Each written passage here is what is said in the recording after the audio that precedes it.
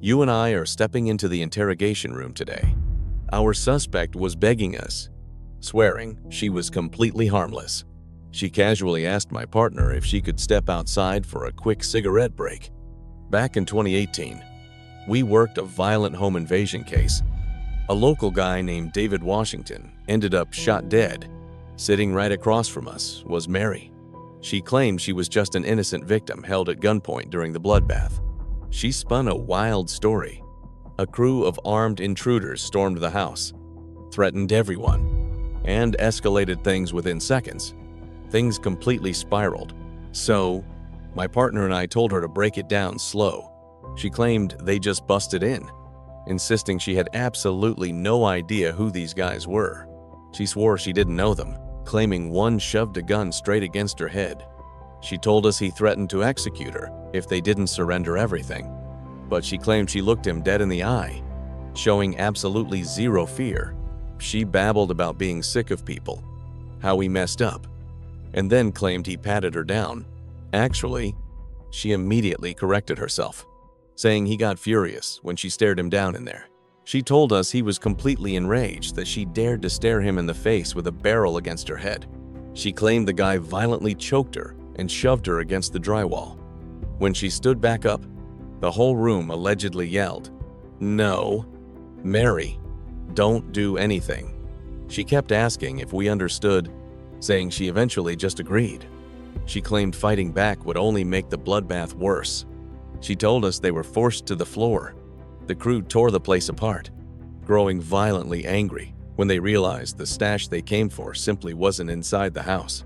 She kept stammering, making a point to deliberately mention a little kid. She described another guy who was short and heavy, plus a third suspect who she claimed was wearing some kind of security guard shirt. According to her statement, the suspect wearing that security shirt was the first one to press a firearm against her skull. My partner verified if that was the same guy who violently grabbed her throat. She nodded, recounting the shove.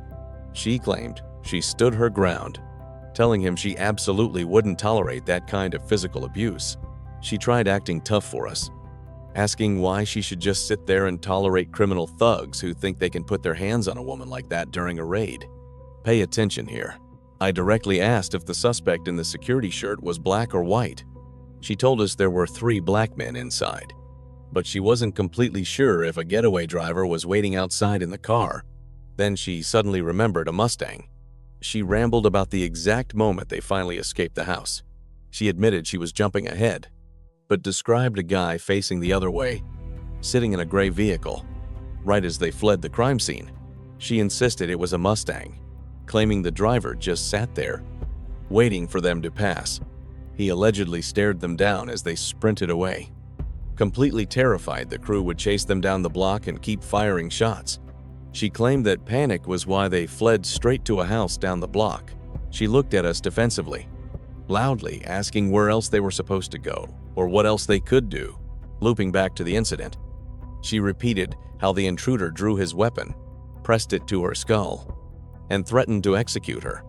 She apologized for breaking eye contact with us, then reiterated his loud threat to shoot if everyone didn't instantly hand over their valuables. She stubbornly repeated her bold claim that she looked the gunman directly in the eyes during the tense standoff.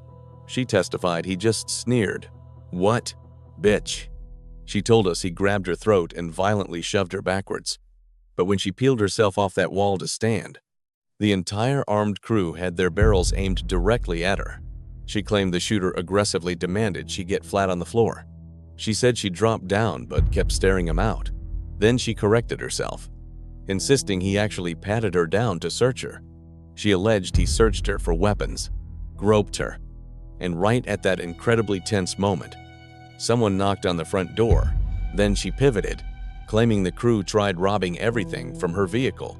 She babbled about her car alarm blaring uncontrollably because her key fob completely failed. The armed thieves frantically demanded she silence the blaring siren, but she swore to us she couldn't shut the system off. She figured they went out to her car and completely ransacked the interior, dumping stuff inside or whatever they were supposedly doing out there.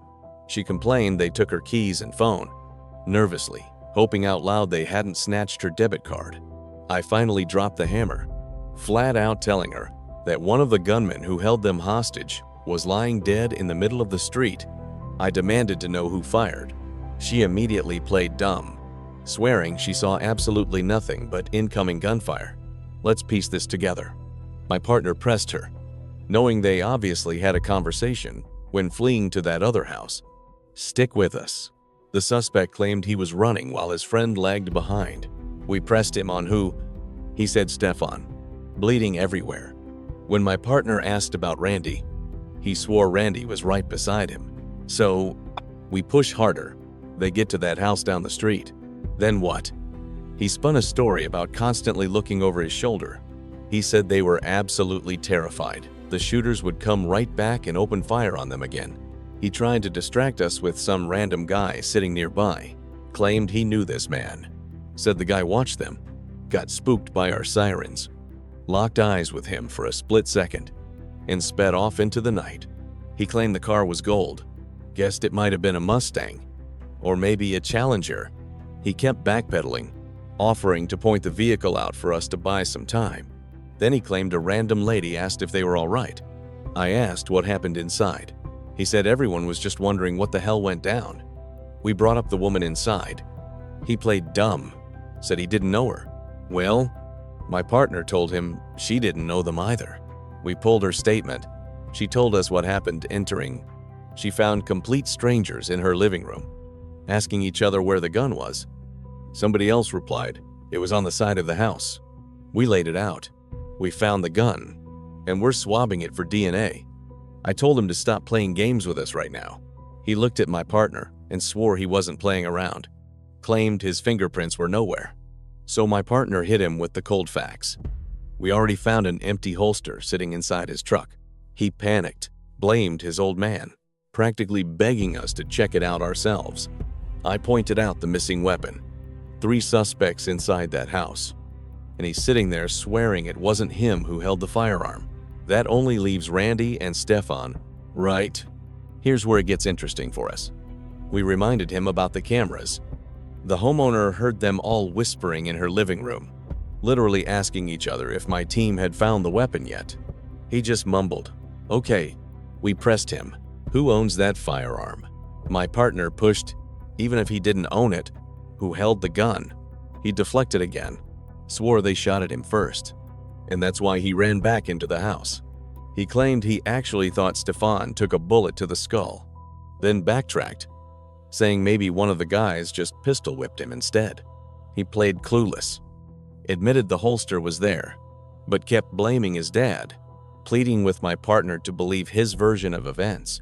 He even dared us to check the local pawn shop for some PT Taurus or whatever model supposedly fits inside that empty holster. Claimed his dad pawned it last night.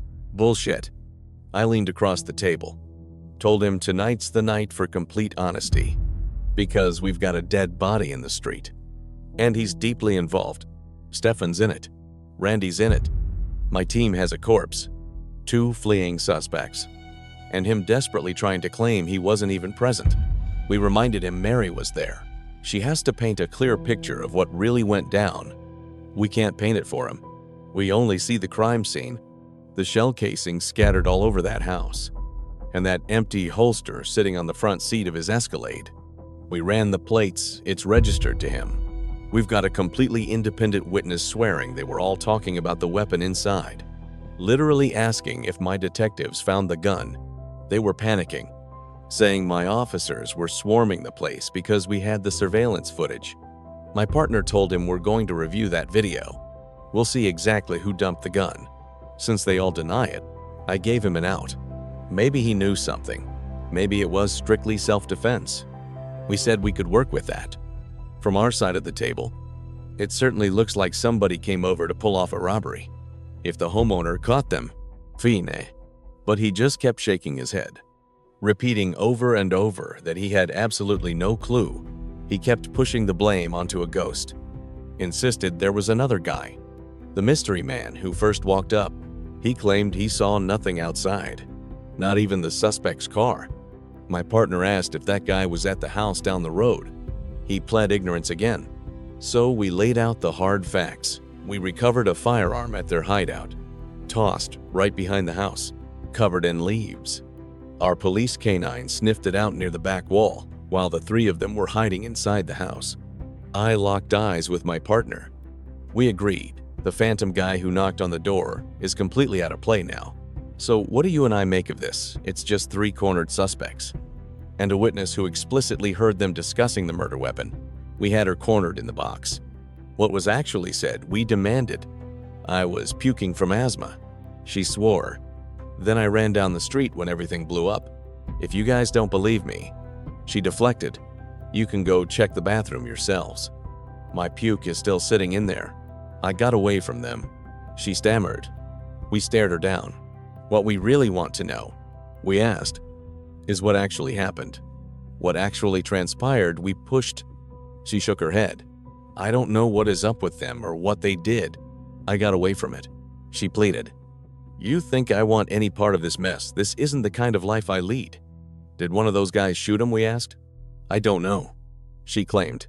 I don't think so. I didn't see anything. And I definitely saw no gun. And yeah, there's a gun holster in my car. She admitted. But it belongs to my old man. Let us ask you this. Does Stefan deal weed? No. Then why would they randomly pick this guy's house? I have no idea how he knows them. She deflected. Listen to me. I never even went inside. I was just standing out on the front porch. And the whole place reeked of weed. Okay, we don't care about the weed. My partner snapped. That's not why we're here. We're here about the dead body down the street. That's our only focus. We warned. Look, I'm trying to tell you both. I don't know, she cried. I saw no gun. I don't know what happened. All I know is they shot at my head. She insisted. I bolted back inside just to stay alive. So the gunfire started from inside the house we probed. No, they were outside, she claimed. Okay, well, we found a bloody shell casing inside the house. We bluffed. That's probably the bullet that hit Stefan's head. When we brought Mary in, she tried painting a picture of pure panic. Let's break this down together. She fed us a terrifying tale about armed attackers, swearing she was just a victim trying to survive. But as my partner and I listened closely, those massive cracks started showing. Her details didn't line up. The shell casing, she stuttered, leaving us with way more questions than answers. I don't know. If that shell casing is inside the house, we pointed out, that means the gun was fired from inside. So you were outside with the other two people, my partner asked. No, she countered. Everyone was crowded around the door. And when the shots went off, I turned around. She insisted. I didn't even make it a foot out the door. Who left first, we asked. I don't know. Them or you guys, them, she replied. They opened the door and panicked.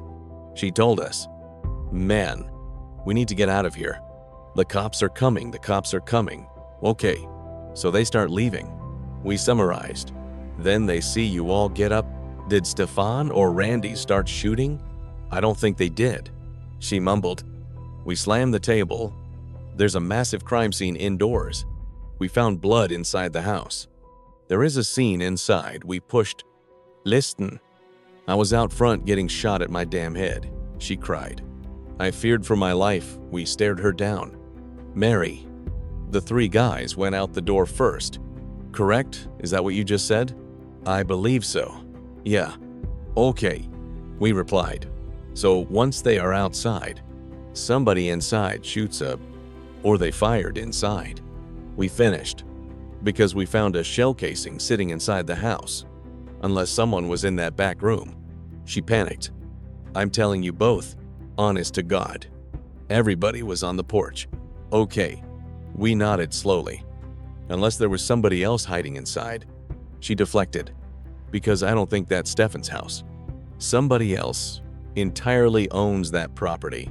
Have you ever been over there, we asked? I picked him up there once. She shrugged. When I saw him walking down the road.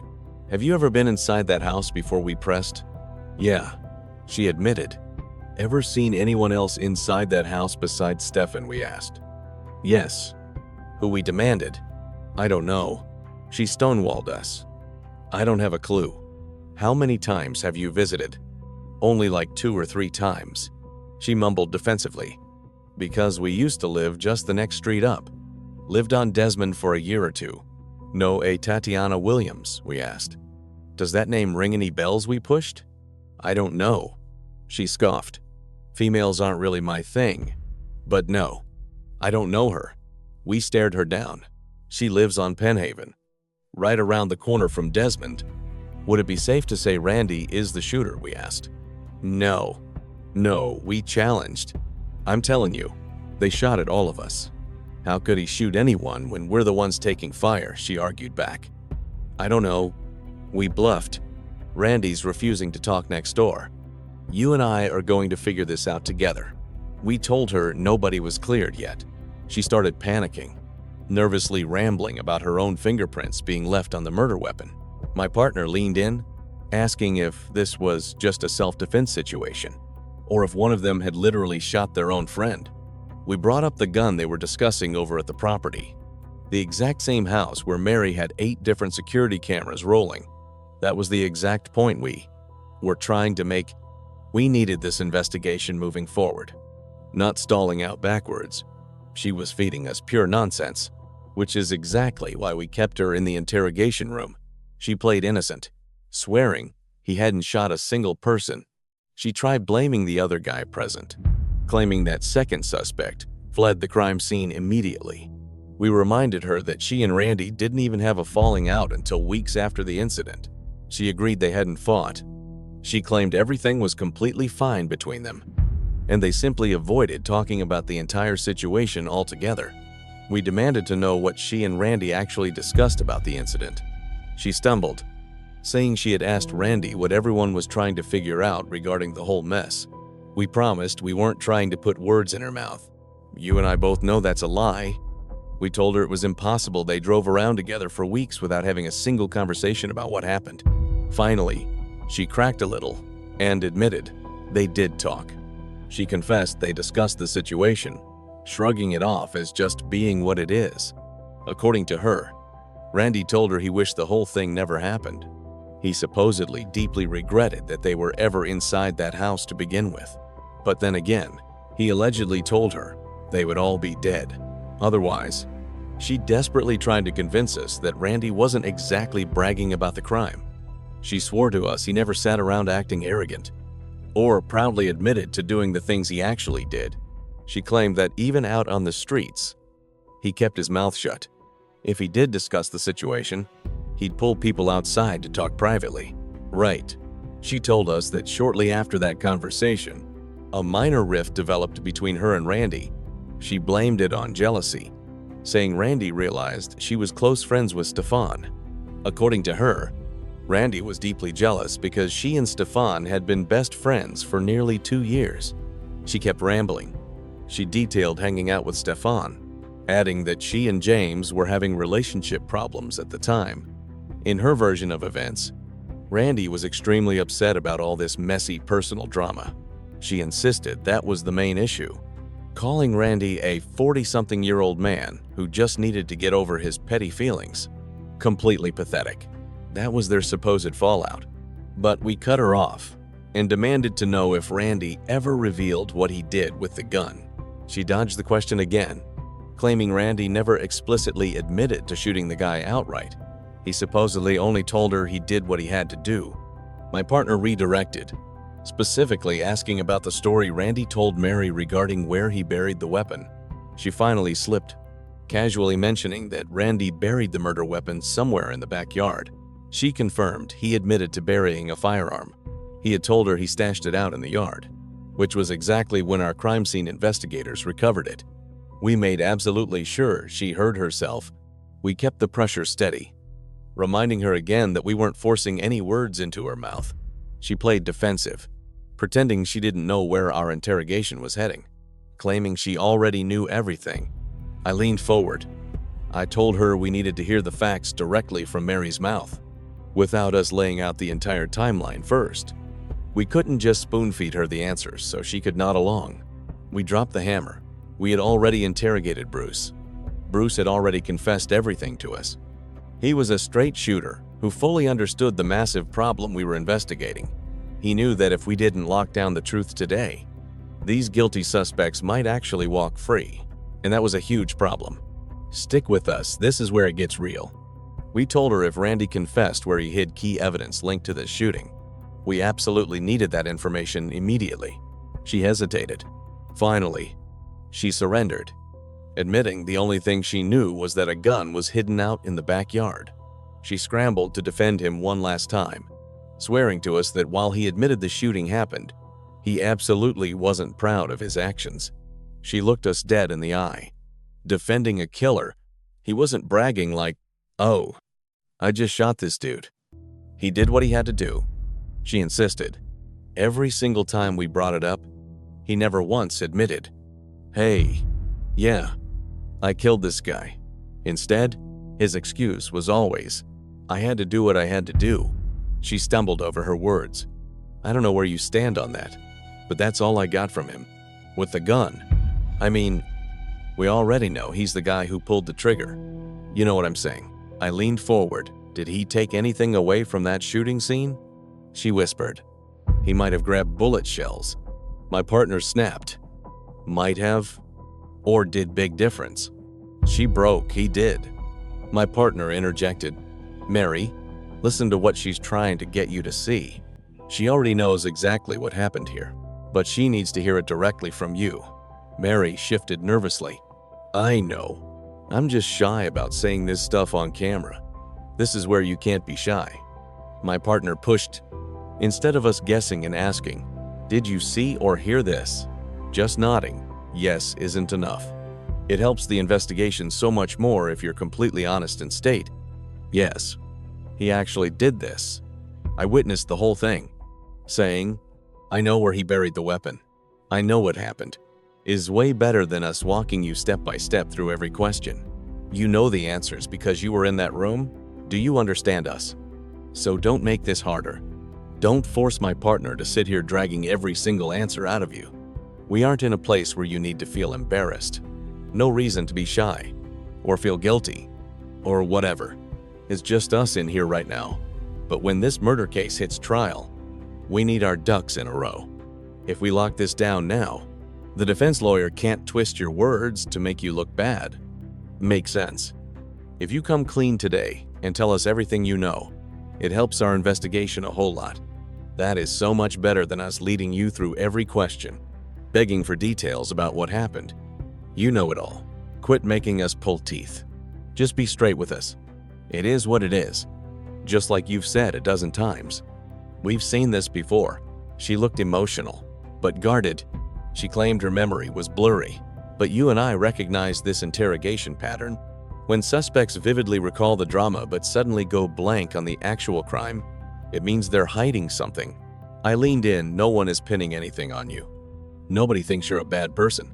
You just hold evidence that needs to come to light for the whole courtroom. That's it. You know exactly what Randy did. And the truth has to come from you, not from my partner. We already know what he did. That's exactly why we're sitting in this interrogation room with you right now. You have the details. You're our star witness. It has to come from your mouth. Are you understanding us? My partner isn't trying to hurt you. I promise you that. We are desperately trying to help you out. But you're starting to make me angry. You know the negative rumors spreading back in your holding cell right now? We're at the point where you just need to confess. Tell us exactly what went down. Be done with it. Get this massive weight off your shoulders so you can finally move forward. Clear your conscience. Understand. There's no need to protect him. No. That's the biggest problem here. I mean, he's acting like a little kid. But Randy is a grown man. Randy sat right in that chair. And Randy actively chose to do the wrong thing. And Randy doesn't get a magic opportunity to fix that now. What Randy did is entirely on Randy's shoulders. Mary started cracking. I just feel like he did it to protect me. Because I was inside the house. I feel so guilty. She sobbed. That old dude grabbed me. Randy wouldn't have acted like that otherwise. I mean, he probably wouldn't have shot him if that guy hadn't gotten so aggressive and put my life in danger. You know what I mean. Admitting all these things makes me feel terrible in my heart. I cut her off immediately. But listen, Randy had the exact same opportunity you have right now. He could have sat here and claimed they barged in, that he was terrified, and he legitimately feared for his life, saying, "Yeah, I took the first chance I had to shoot them." If he'd told us that, we would have nodded and said, "Good job defending yourself." We would have let him walk. But as you and I know, criminals always try to play that tough guy game. We knew Randy was totally faking it. Let's look at this together. He wasn't a convicted felon, and neither of us had ever heard of Randy before this interrogation. The guy was no badass criminal mastermind. She kept asking us, what about his actual background? She claimed she'd searched him online, complaining his records were sealed or wiped from scam sites. She couldn't understand why he had absolutely no digital footprint at all. We made it clear we can access all those sealed police files. We told her straight up the guy is lying about who he really is. He wasn't the tough, untouchable street enforcer. He desperately wanted her to believe he was. He could have easily walked away from that mess. Honestly, the guy was just an absolute idiot. We pushed back hard. She genuinely thought he already had serious gun felonies stacked against him. We asked why she wanted to protect a grown man making such terrible life decisions. We needed to give her an out, something to make her feel a bit better. We reminded her she was young enough to just come clean with what she knew. We told her she wasn't in trouble, just a witness. Spilling the truth would finally relieve the massive stress of carrying that dark secret around every single day. First of all, she didn't need to protect him. Second, she had to do what was right for her kid and her future husband. She had to move forward from this. If she didn't step up today, it would haunt her forever. She'd always regret risking everything for some guy, only to watch it completely blow up in her face. That is a very long, hard road. We pivoted the interrogation back to the main event. Did she actually see Randy shooting that firearm? We needed those details. She insisted it was his very first time shooting. She honestly believed he had never even fired that specific weapon before, that chaotic night. We pressed her on the exact timeline. She admitted she finally saw him firing the weapon wildly while he was running across the scene. He was sprinting, and she heard the gunshots ringing out. You and I know how confusing crime scenes get. She figured they were Randy's shots.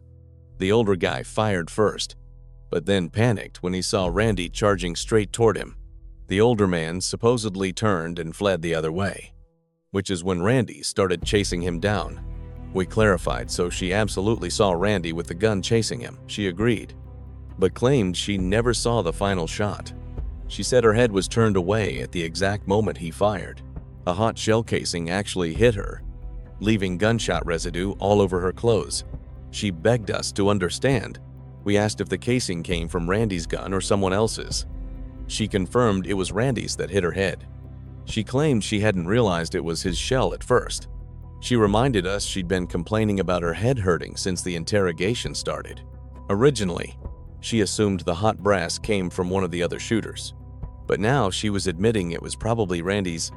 They were standing right next to each other during the chaos. We instructed her to break down exactly where everyone was positioned. She mapped it out. She placed herself right up against the corner of the front door. The security guy was nearby, with Randy positioned close by. We pushed her for specifics. Was she on the right or left?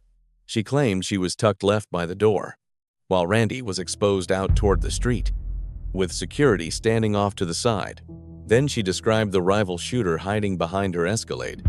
According to her, he aimed his weapon down and started firing straight at her from the side of that SUV. So when Randy finally tried to return fire at him, he couldn't get an accurate shot off. She even pointed out there was a fresh bullet hole in her tire. And yeah, that was the absolute chaos going down outside. We confirmed they scattered after that. Then we asked her exactly how many gunshots were exchanged. She had no idea, just knew it was a lot. We asked how many firearms were involved. She clearly identified 2 active weapons. The older guy was firing, and so was our suspect, Render. After the suspects fled, they left too. We asked if she saw Randy holding the gun then. She completely denied seeing the weapon after the shootout, claiming she had absolutely no clue where he stashed it. She guessed he shoved it down his pants. That's when we reminded her she previously mentioned him taking evidence from the scene. Stick with us here. She admitted he scooped up shell casings off the pavement. We hammered her, did she guess? Or see it? You and I are stepping into the interrogation room. She finally claimed she watched him picking something up. She kept downplaying it, insisting to us that she barely noticed him picking the object up. She swore to us she was too blinded by panic to care about him, claiming she sprinted back inside the house to grab toilet paper because she was absolutely convinced Stefani had just been shot. She told us she tried wrapping his head wound, and right after that, they all stumbled back out the door. My partner pressed her hard, explaining we absolutely needed every detail to build the case. We warned her those suspects needed to stay locked behind bars forever. We made it clear, if they bonded out, one of them might decide to come looking for her. We reminded her they belonged in a cell, break into a home, and you absolutely deserve whatever consequences hit you. Understood? We kept hammering the point. She wasn't the suspect here, and covering up for Randy wouldn't save him anyway. We demanded she come clean. The prosecution's entire case hinged on her, especially after Randy practically begged her. She finally confessed he planned to scrub his hands with bleach, tossing the murder weapon somewhere out back, but he kept completely quiet about the shells. We asked if she heard any scrubbing while hiding in the bathroom, anything proving he was actually using that bleach to destroy gunshot residue. But she kept dodging, insisting she didn't see a single thing happen. She swore she only overheard their whispers. So we hit her with the obvious question, did she smell bleach? She shot us down, claiming she hid in that bathroom for at least 10 solid minutes during the chaos. She painted the scene trapped in the bathroom, with Stefani patching a head wound, while she just sat on the toilet waiting. I challenged her story, reminding her that crime scene was a tiny, cramped shotgun-style house. It was extremely narrow. My partner pressed her on how 60 wild partygoers crammed into that tiny space. Maybe even 70 suspects. She just nodded, confirming the massive crowd. Here's where we always catch them. We pushed hard, even separated in that tiny house. Didn't she smell the bleach? We knew bleach fumes travel fast in tight spaces. She pushed back, claiming zero knowledge of whether they scrubbed up in the front room or a different bathroom. Swearing blind, she stood right in the kitchen the entire time after emerging without catching a single whiff of chemicals. Whenever she laid out their exact positions, they stayed up front while she hid back in the kitchen, still denying any trace of that bleach. According to her logic, if the suspect washed his hands, he must have used a completely different bathroom sink, somewhere deep inside that house. We just nodded along.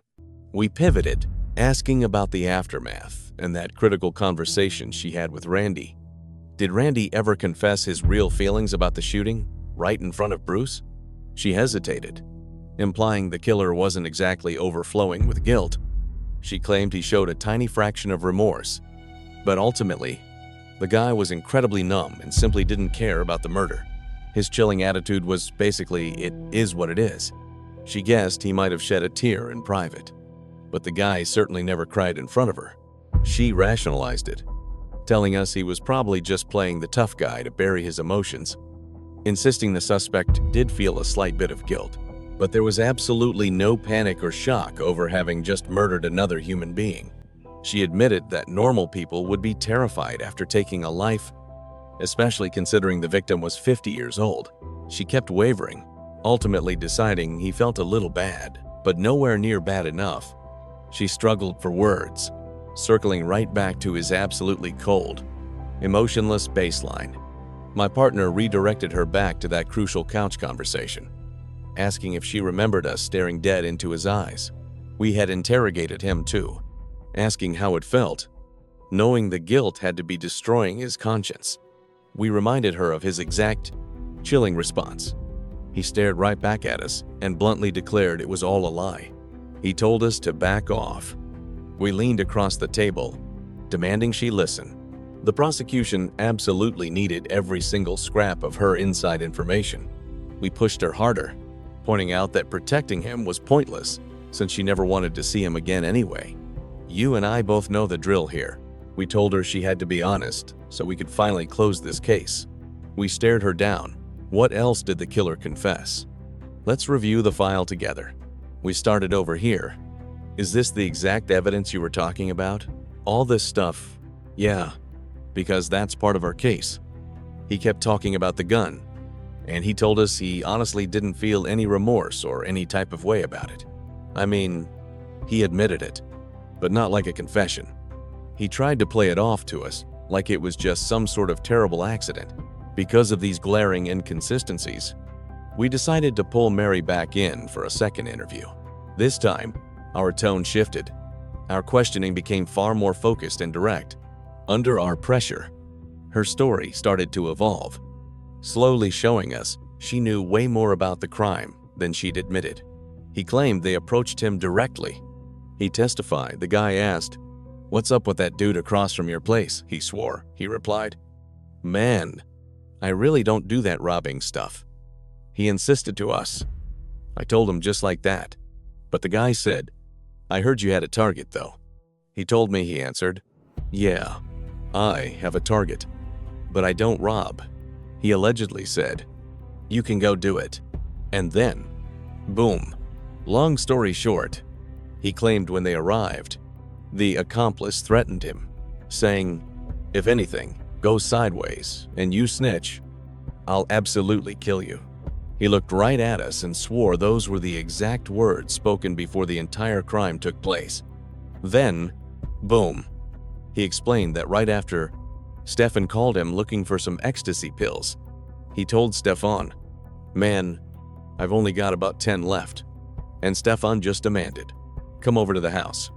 He claimed he warned Cleo, saying, "Man, look, whatever is going down, I want absolutely nothing to do with it." He told them, "If you're seriously robbing that guy, I'm not even coming." But Cleo supposedly assured him, "Look, nothing like that is going to happen tonight." He claimed they promised, "We're just getting some weed and leaving." So he went inside. He told us he watched his own cousin pull a gun out and saw the other suspect draw his weapon right after. He claimed he tried bolting for the door, but Cleo grabbed him. "Where are you going? This is a robbery." He told us he refused to sit there. "If you snitch, I'll kill you." He swore to us this was yelled right in front of everybody. He played the terrified victim. I'm shook. I'm standing there lost. I don't have a weapon. Nothing. I pressed him on Cleo's gun. A 9, 40, 45, 380. He guessed a 9. I asked if it was a small semi-auto. He confirmed the small compact 9. Then I asked, what did David have? He stumbled a bit, claiming David held a revolver. He played innocent, saying he wasn't entirely sure, but swore to me he saw a revolver. I nodded. He claimed that was the moment he tried sneaking out the front door. He claimed he saw a white guy pull up outside. He noticed the arrival and supposedly thought, "Man, I'm getting out of here." I interrupted him. "Are you absolutely sure a white guy pulled up?" He swore on his deceased baby's soul that he was completely positive. He claimed the man arrived in a black car, maybe a Ford or Nissan. He described it to us as a really small, old-school Nissan. I stopped him right there. "Just think about this from our standpoint." I explained that when we investigate a murder and a victim gets shot, the witnesses tell us the suspects had firearms. I reminded him that witnesses don't know who is who. I told him we must notify not only our patrol officers, but also the general public. We declare suspects armed and dangerous, so innocent civilians don't try playing hero and get themselves killed in the process. I asked how far away he was hiding in that tree. He admitted being right next door, watching our squad execute the search warrant all through the night. He bragged about watching our raid team kick the entrance in, vividly describing how we used the battering ram to completely knock the front door down. "Is that right?" I asked. He swore he watched our entire operation. I nodded along. He claimed he watched us shine flashlights into his tree 4 or 5 times. "Is that right?" I asked him. "Well, how about that?" I said. He claimed he wanted to climb down and surrender, but got too spooked.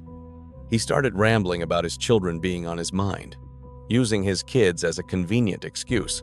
I played along. I understand. Man, he admitted that when our officers finally arrested him, he was busy smoking a blunt, desperately trying to ease his troubled mind. He nervously admitted he had a question before arriving. I just nodded along. I urged him to just ask it. Finally, he broke, "Was I going to be charged with murder?" I leveled with him. Honestly, I wasn't going to sit in that room and lie. I told him yes. He was facing a murder charge simply because he was at the crime scene when it happened, completely, regardless of whether he held a gun or not. So what do you and I make of this? I told him that when a brutal crime happens, it's totally natural to be scared. My partner leaned in, telling the suspect that the only way to get ahead of a deadly crime is turning yourself in, call the police immediately, walk straight into our sheriff's office, and tell us, "Hey, this home invasion just went bad. Here is what happened." But when you hide out for 3 or 4 days, you and I both know that makes you look guilty. He started babbling excuses to us. He claimed his buddy told him to hide, promising to find someone to pay his legal fees. Then he started rambling about some shady guy that his auntie knew. The guy wanted 10 grand. He told us this guy didn't think his criminal case was a big deal.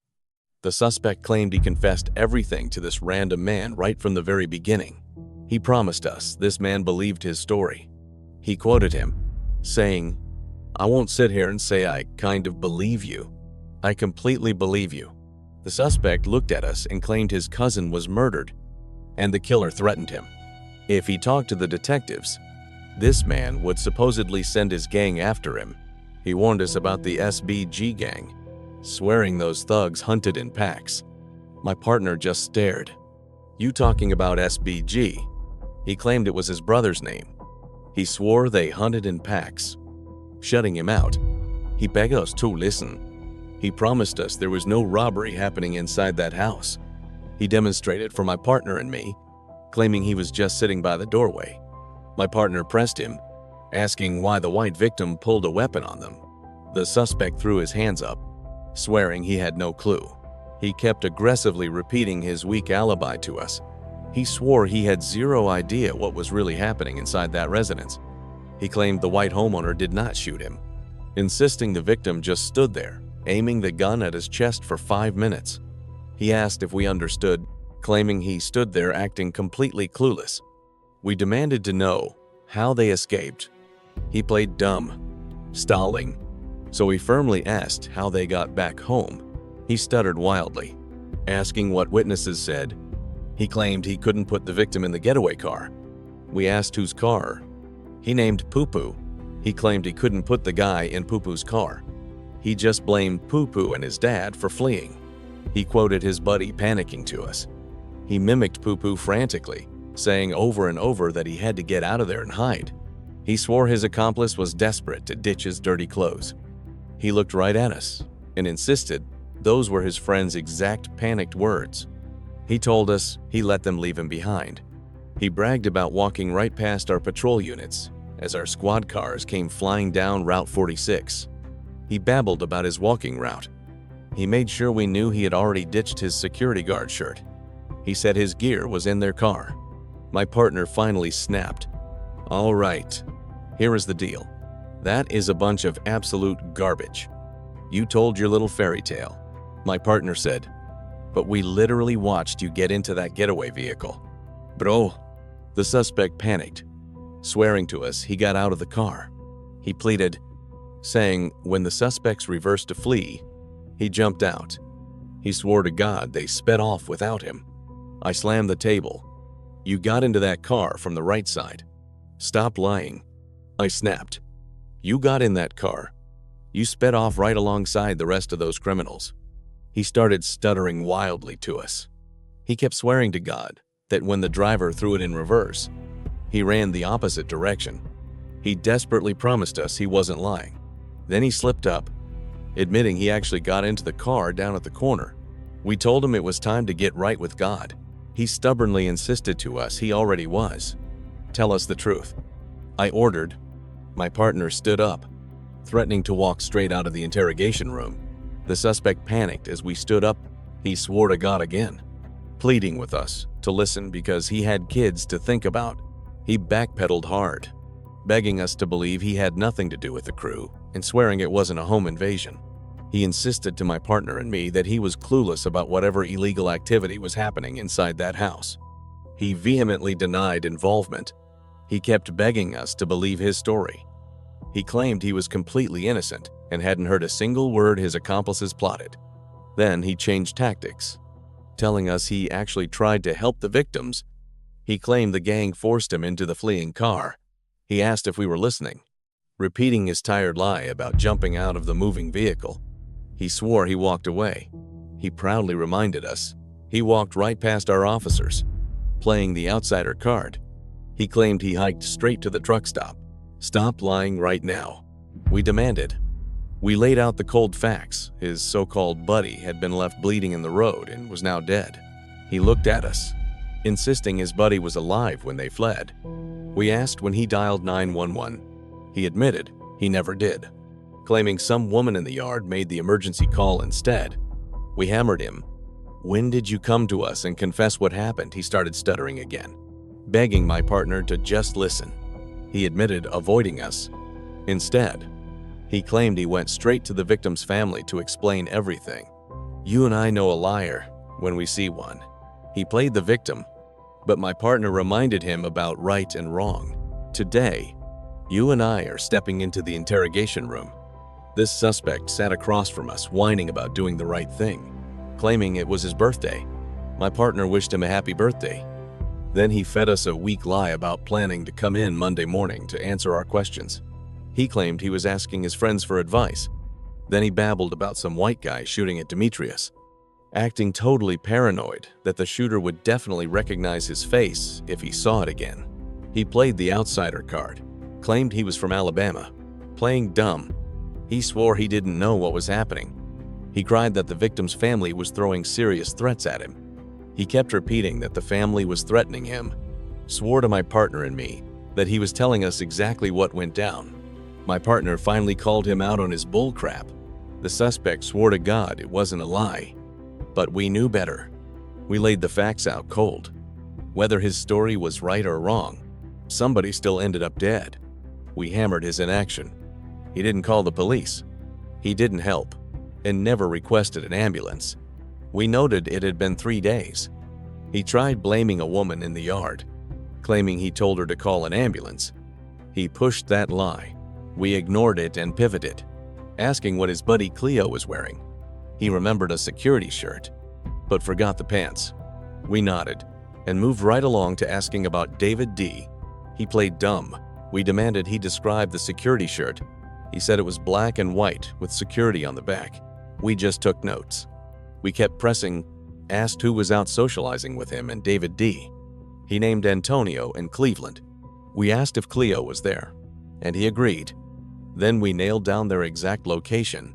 He said sitting by the car. We asked where it was parked. He said the road. We clarified whose vehicle it actually was. He claimed it was his. We asked if it was parked by G Building or somewhere completely different. He confirmed G Building. Then my partner asked exactly how long his crew was hanging out there. He guessed about an hour. We established everyone was just talking and hanging out around the vehicle. He agreed, saying they were just cutting up.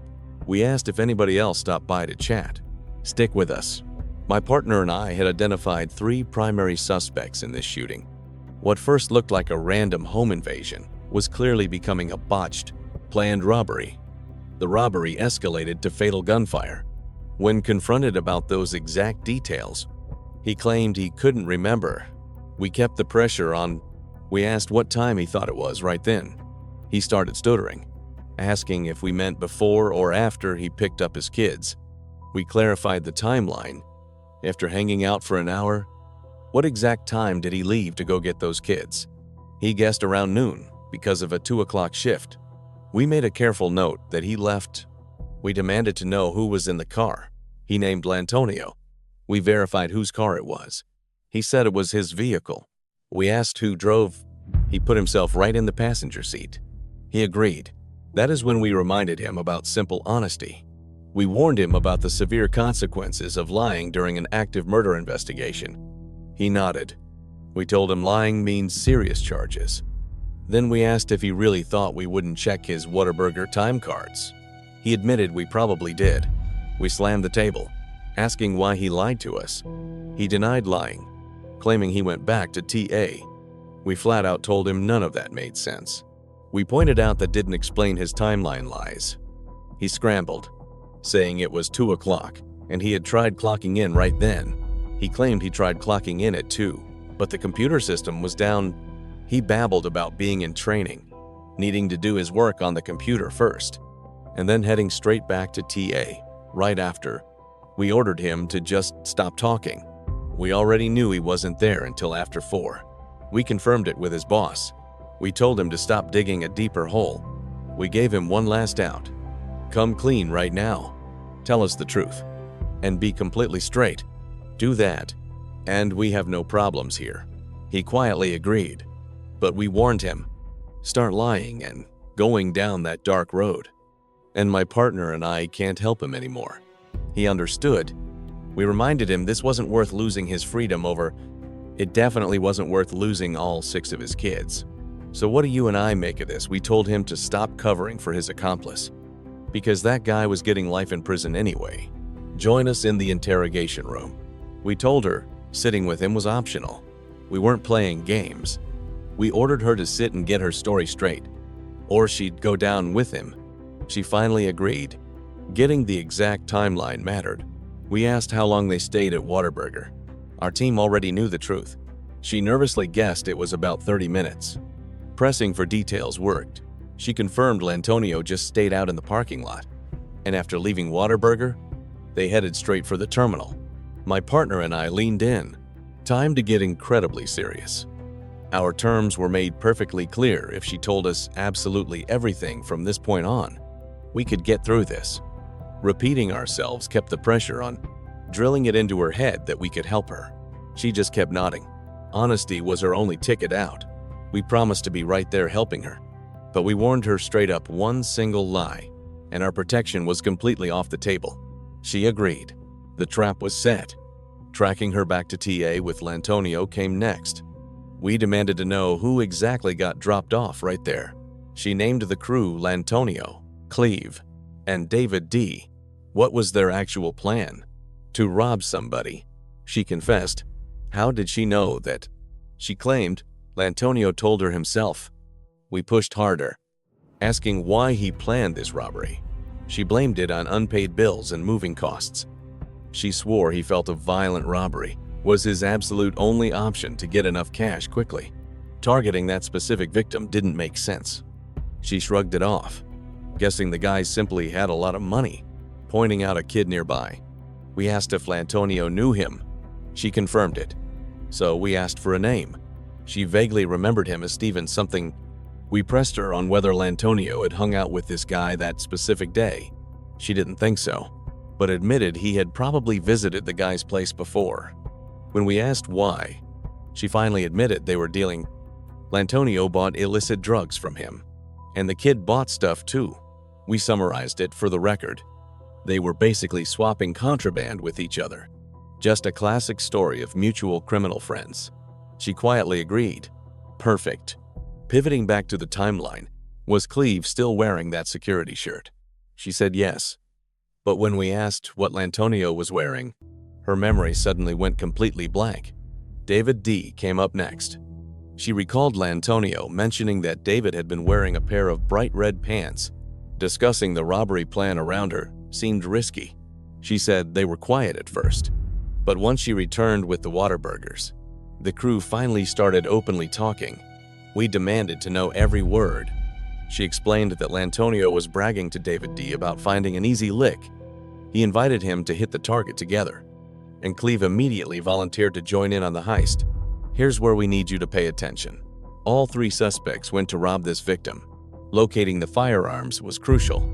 She wasn't entirely sure, but guessed David D. and Cleve both brought their personal weapons. Lantonio was our main target. She claimed he was unarmed. but we already knew he carried a piece. Finding the weapon's source was key. She nervously swore he was unarmed. She swore on her deceased child's grave that only Cleve and David D. were carrying firearms, and that they had switched them up. We leaned in closer. Once they arrived at the scene, what happened? She claimed ignorance. She said Lantonio only admitted to going inside, since it was supposedly his lick, or however you want to frame it. We confirmed it was Lantonio's. Yes. She explained that Cleve and David D. allegedly went inside armed with their weapons. According to her story, Lantonio claimed David D. started firing back at the white victim, but only after he had already been shot himself during the chaos. Understood. We paused her right there, clarifying if she truly meant the white victim was the one firing first. She insisted that's what Lantonio told her. The victim shot first, and then David D. returned fire. What do you and I make of this? We told her the streets were talking, but only in bits and pieces. She understood completely. Listen closely. We are trying to figure out what really happened here tonight. People on the street are saying some very specific things. They claim Lantonio actually stepped in, that he somehow tried to help out. What exactly are you telling me? Are you saying Lantonio actually tried to help him? Well, he clearly didn't save him. Yes. Mom, we both know David is completely dead now. Yes. Mom, but did he attempt anything to actually save him out there? No. Not a single thing that I know of. You didn't hear about anyone pushing him out of the line of fire? No. No. Ma'am. All right. We already know you were driving the getaway car. Right, you rode over there with those guys. I didn't go inside, but I drove. Exactly. You circled the block while they went in to hit the lick. Yes. Ma'am. And I parked it. We know the robbery wasn't supposed to end up like this. Yes. Mom. And that is exactly what I told him. We already know that part. But honestly, what on earth were you even thinking here? I just don't know. I was honestly just trying to make sure my kids were taken care of. I told him I wanted zero part in this, but he just demanded that I drive the car. So I drove him. He asked if I was going to park there, and I said no way. I just kept driving and headed straight over to the store. All right. When he took a bullet and they tried loading him into your car, what exactly did they pull off of his body? Wait. I'm sorry, when the bullets hit and he dropped dead in the street, and you pulled the vehicle right back up to him. Then Pooh and Cleve desperately tried dragging him into your car. Yes. What exactly did those two strip off of his body? His weapon, I saw absolutely nothing. Wait, they didn't grab his gun. Oh, yeah. They probably snatched it if he didn't have it anymore. I'm honestly not sure. I really didn't see what they took from his body. Who walked away with the drugs, man? I don't know. Probably Cleve, since Lantonio was empty-handed. So this guy right here is Cleve, yes. All right, let's circle back to him for a second. What exactly was this suspect wearing tonight? The fake security shirt. Got it. And was this man with you both before and after you dropped them at the Target house? Yes. Okay, understood. Now, did you personally see Cleve holding a firearm? Yes, I did. Okay. And Cleve was definitely one of the guys you picked back up in the car. Is that the truth? Yes. All right. Take a look at this picture. Do you recognize this guy at all? No. Ma'am. Okay. You really don't know him? No. Ma'am. All right then. And this guy right here, who is he? Lantonio. Okay. Sign your name on that line. And what is your relationship to this man? My baby daddy. Okay. Was Lantonio riding with you when you left the room in arms and drove to the house? Yes. Okay. And did you drop Lantonio off there? Yes. Mom, did you actually watch him walk up to the house I drove away? But yes. Okay. Did you eventually pick Lantonio back up from that same house? Yes. Well, not directly outside, but further down the street. All right.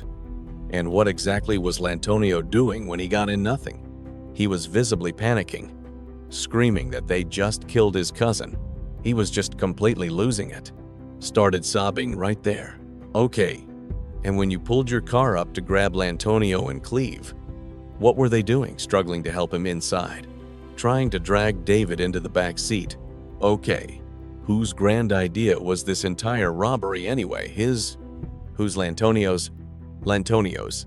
So he organized it but didn't go in, yes. And what exactly was the point of hitting this place? Just to grab some extra cash. Extra cash for what? So we could afford to move.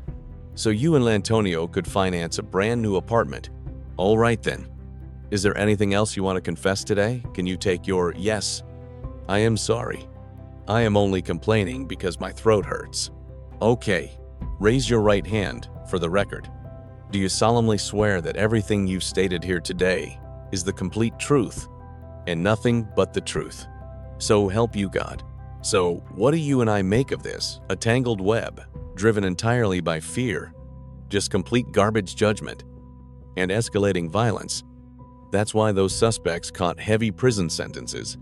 They fed us a survival story, but together we unraveled something far more complex. It proves our point. Under enough pressure, the truth always cracks. This story is a powerful reminder that bad choices don't just happen in a moment. They build step by step until there's no way back.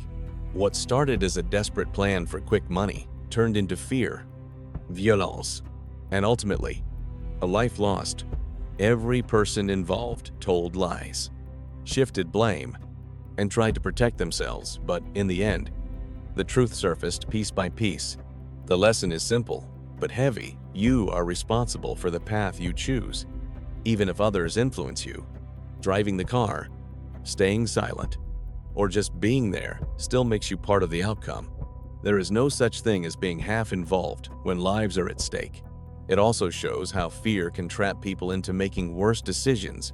Instead of coming forward, they hid, lied, and tried to erase evidence, only digging themselves deeper into consequences they could no longer escape. Most importantly, this story teaches us that truth is not just about justice, it's about freedom, carrying secrets, protecting the wrong people, and ignoring what's right will slowly break you from the inside. But the moment you choose honesty, no matter how late, is the moment you begin to reclaim your life.